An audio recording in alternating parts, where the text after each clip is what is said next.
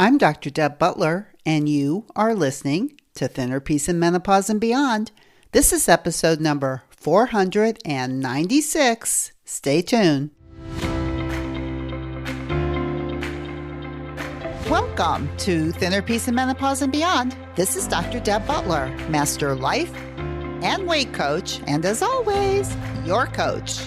If you're a woman and you're smart and you're successful and you've been struggling with weight your whole life, and now menopause is making it harder than ever, and you are ready to make this the last time you ever have to go on a diet again, then this podcast is for you. Stay tuned. Well, hello, all my dear friends all over the world. As fall is coming in, which creates a lot of joy for me because I like fall. I like the weather. I love the colors. I love to be able to walk in it. So I have a lot of thinking about fall that makes me feel good. Fall itself doesn't make me feel anything until I think something about it. And our perceptions create all kinds of feelings for us as opposed to actual circumstances. For instance, fall does not create a feeling until I think something about it. I like it, I don't like it. Weather, we can't change it, but only we can change our perception about it. And this podcast over the last 6 or 7 years has been dedicated to perception because it's perception or thinking that creates how you feel. And one of the most important things about perception and thinking is when it comes to food, which is fascinating to me because I've spent 7 years talking to you about food and menopause and peace.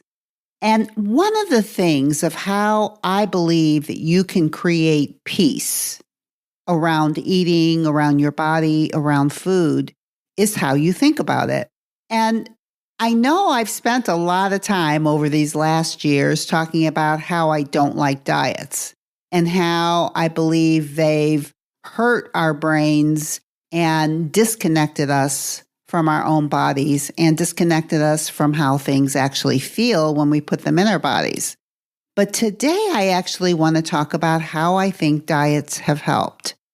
And number one, if you've been dieting your whole life and you've been struggling with weight your whole life, like I did, then I want you to have a heads up because I want you to use what you did as being helpful. I don't want you to look at it as, I should never have done that. I've wasted all this time. I really think the 30 years I spent on diets, specifically Weight Watchers, is that there actually have been some very helpful things that have helped me on my road to connection to my body. And a lot of the concepts that I even come up in this podcast and in Thinner Peace is because of what I've learned. So the problem I have with a diet in particular, any diet, is if it's an external thing and you're trying to use something externally to connect to what's going on to you internally. So for instance, if you're supposed to eat at a certain time and you're not hungry, I don't really think you should eat. Or if there's certain foods that absolutely make you gag, but it's on your diet and you eat it, I don't think you should do that. And I think that if you're still hungry and you're on a diet, I think you really have to look at that hunger to see if it's really physical hunger, if it's something that you really need to attend to, or it's not real physical hunger. Diets don't really answer those questions. It's just a layout and this is what you do and this is how you lose weight, which is the way I spent 30 years. And I'm sure many of you are and have done the same thing. But I want to tell you 2 things that I learned being a lifetime Weight Watcher member that has propelled me and helped me create the Thinner Peace process and why I've created a 2-part masterclass coming up in a couple weeks around the subject. So here's the thing. Usually, a diet usually has foods on it that I may or may not like, but it usually excludes foods that I absolutely think I love and I'm already feeling restricted and deprived because I can't eat them, which it's interesting that because I think I can't eat them, I want them so much more. And I can even remember, I don't know, some diet I was doing where you couldn't eat fruit. You remember there's so many different diets. And I cannot tell you how bad I wanted an apple. I wanted to binge apples because I couldn't have one. All of a sudden, that's all my brain could think about. It's interesting the way the brain works, that when it thinks it can't have something, it actually focuses on it more. And I think that's where a lot of binging comes from. So what I have created in my Thinner Peace process, when I talk about the different types of eating, that there is a type of eating that's called joy eating. And joy eating is usually eating a non-nutritious food that has no nutritious value, a non-nutritious food that doesn't have any value in your body, but it tastes good. So for me, one of those joy foods was, for most of my life, potato chips, specifically Wavy, Lay's potato chips. And I believed with all my heart that whenever I would start my diet or whenever I would go to Weight Watchers, I would get rid of the potato chips. I wouldn't eat potato chips anymore. But boy, as soon as I got my weight off, this lifetime Weight Watcher membership meant that once you got your weight off, you kept it off for a certain time, you were lifetime. But as soon as my weight was off, those potato chips came back every single time. And one of the things I learned when I was in my 50s, just like you, after I got into life coaching, was this idea of, do you know when you're hungry and do you know when you're full? And that's something I never learned from any diet about my own body, is what does my own hunger feel like? What does my own physical hunger feel like? What does my own emotional hunger feel like? What does my own physical fullness feel like? And that was an exploration that took me to the place that I'm talking to you about today, about a certain type of eating called joy eating, which is eating a non-nutritious food that you enjoy a lot, but you eat it bite by bite and you stop the minute that you're done. It's a very mindful process that I've learned a lot from meditating and Buddhism and many of the studies that I've done, is that there is a way to eat these foods and not binge or overeat them or not cause health problems.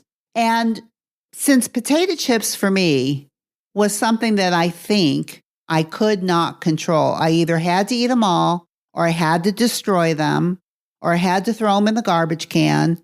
And if I was going to throw them in the garbage can, I had to throw hot water on them first because I knew I'd go back and eat them. And that's all a brain problem. That's a perception problem.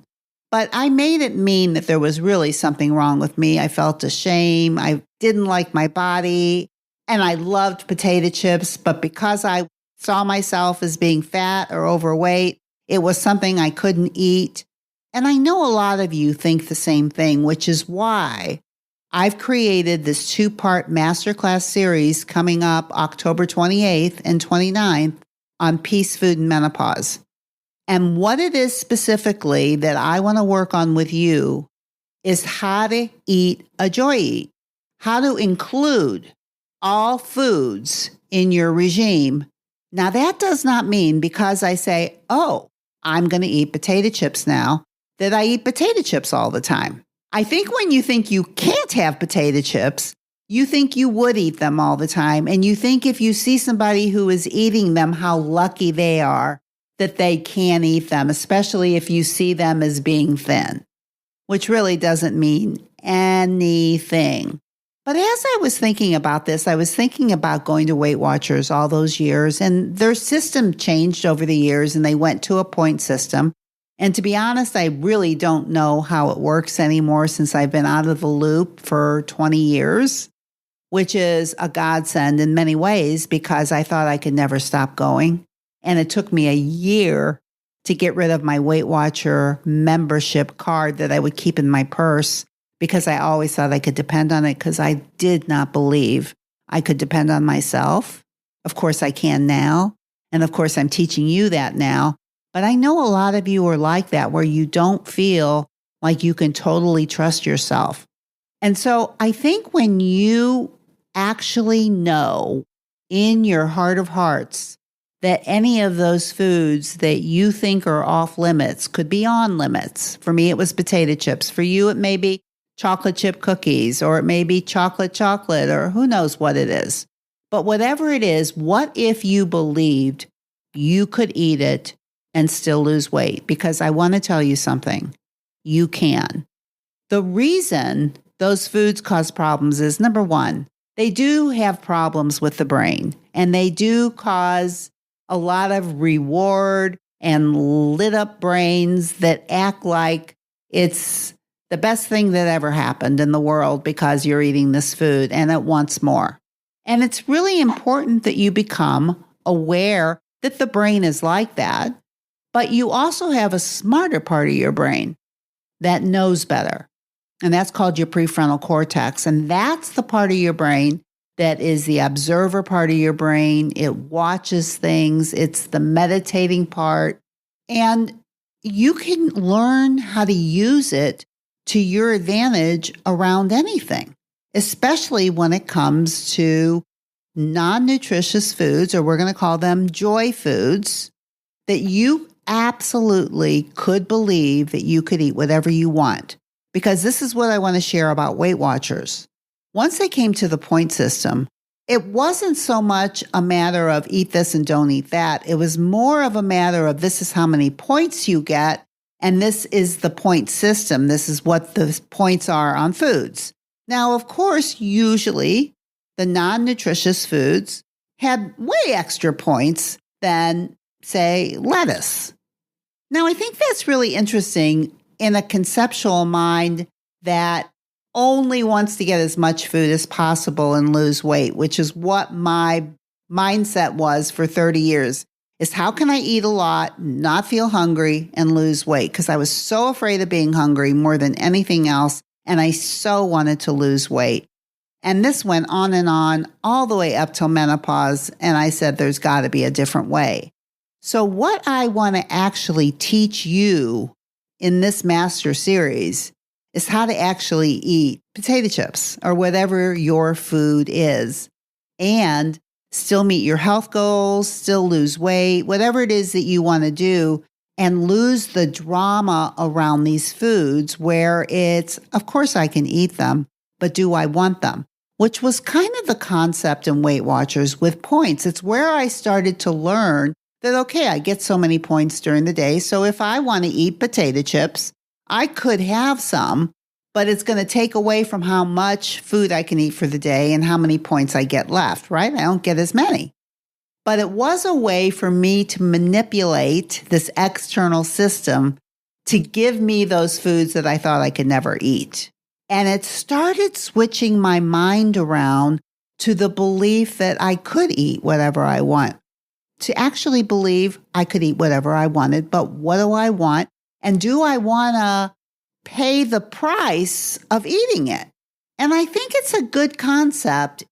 And the Weight Watchers system is like when your points are up, you stop eating. So if all you eat is potato chips, you're not going to have that many, and you're going to fill up your points, and you're not going to be able to get food for the day. That's kind of the concept. But I really realized that I could eat potato chips and still eat a lot of healthy food. And I had to monitor how many potato chips I ate. But I learned that the concept of actually how much does it take to really enjoy a potato chip so that you could stop eating them. Because in my old days, I just didn't believe there was a stopping point. I believe the stopping point was when the bag was empty, or I threw it away, or I dumped it, or I poured something on it. And when I started the process here in Weight Watchers, I started looking at it in a different way. And also in Weight Watchers, in almost any diet, vegetables are like a really good thing. Why? Because they don't usually have a lot of calories or fat, so you can eat more of it. When in reality, of course, you would eat a lot of it because they're really good for you. Your body needs them, and it's the natural way of the body. But if you've been messing around with food your whole life in your body, it becomes a whole different scenario as opposed to you eat vegetables because your body wants them, because they make you feel good and they fill you up, but they also give you a lot of good health values. And potato chips, not so much, but they do taste really, really good. And I started learning how to balance those kind of things when I was dieting. So when it actually came to when I was starting to do coaching and I was working with a weight loss coach, and it was this whole concept of eat when you're hungry and stop when you're full, which is the basic concept of my Thinner Peace process. Do you know when you're hungry? Do you know when you're full? But also another concept in my Thinner Peace process is, do you believe that you can eat whatever you want? It's just, what do you really want? Just like in Weight Watchers, you can eat potato chips, but if you eat a lot of them, you're done for the day. Do you really want that many? It gives your prefrontal cortex something to think about and manage that primal brain of yours that goes crazy over these foods. And of course, food scientists have made these foods to make your brain go crazy. But that crazy part of your brain can be controlled by the smarter part of your brain, which is what my whole Thinner Peace process is about, is learning how to manage that part of your brain.